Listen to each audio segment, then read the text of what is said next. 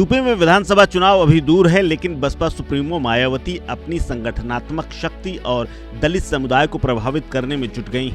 इसके लिए उन्होंने बाकायदा कांशी राम के परिनिर्वाण दिवस के मौके पर बड़ा आयोजन किया है। मायावती ने पार्टी के संस्थापक कांशी राम के परिनिर्वाण दिवस के मौके पर लखनऊ स्थित कांशी राम स्थल पर महारैली को संबोधित किया और इस रैली में उन्होंने बाकायदा अपने समर्थकों का आभार स्वीकार करते हुए कहा कि एक बार फिर से आपको अपनी सत्ता पाने के लिए एकजुट होना होगा।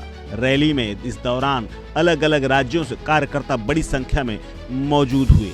इस दौरान उनकी रैली में दूर देश से तमाम कार्यकर्ता और समर्थक लखनऊ पहुंचे थे। इस दौरान बसपा सुप्रीमो मायावती ने मंच से विपक्ष पर जमकर हमला बोला। उन्होंने कहा कि किसी को देवी देवता में दखल देना नहीं चाहिए। ये उनका वक्तव्य ऐसे मौके पर आया है जब पूरे देश में और यूपी में खास तौर पर आई लव मोहम्मद को लेकर के चर्चा है। उन्होंने आई लव की राजनीति नहीं करने की बात कही है। बसपा सुप्रीमो ने कहा कि बीएसपी की सरकार बनाना बहुत जरूरी है। ईवीएम वाला सिस्टम खत्म हो सकता है। ईवीएम पर धांधली के आरोप लगते रहे हैं। दलितों का वोट बांटने का काम हो रहा है। समाज के स्वार्थी लोगों का प्रयोग लगातार जारी है। ऐसे स्वार्थी लोगों से सावधान रहना चाहिए। जाहिर सी बात है, पीडीए का नारा समाजवादी पार्टी के नेता अखिलेश यादव ने दिया है और ये निशाना उन्हीं की ओर था। आपको बता दें कि हाल ही में आई लव बीएसपी का पोस्टर भी देखा गया था। आई लव मोहम्मद के जवाब में I love Yogi, I love Akhilesh और आई लव कॉन्स्टिट्यूशन जैसे पोस्टर भी चर्चा में आ चुके हैं।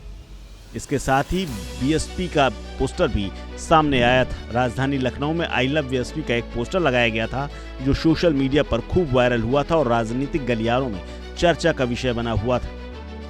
ये पोस्टर बीएसपी नेता इमरान बिन जफर ने लगाया था। मायावती ने हालांकि इस मीटिंग के दौरान कहा कि इमरजेंसी के दौरान संविधान को कुचला गया, बाबा साहब को संसद नहीं पहुंचने दिया गया, बाबा साहब को भारत रत्न नहीं दिया गया। मायावती ने सपा पर भी जमकर निशाना साधा। उन्होंने कहा कि कांसी राम का हमेशा अपमान किया गया है। दलित समाज को जागरूक होना होगा। मायावती ने आगे कहा कि आरक्षण अभी अधूरा है और मिल नहीं पाया है। दूसरी तरफ समाजवादी पार्टी पर निशाना साधते हुए कहा कि जब भी वो सरकार में होती है तो न पीडीए की याद आती है न कांसी राम की याद आती है। इस खबर में फिलहाल इतना ही। अपडेट्स के लिए बने रहिए वन इंडिया हिंदी के साथ।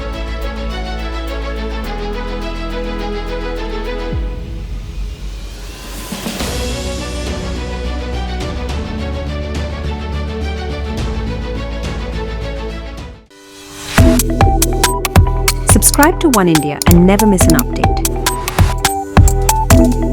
Download the One India app now.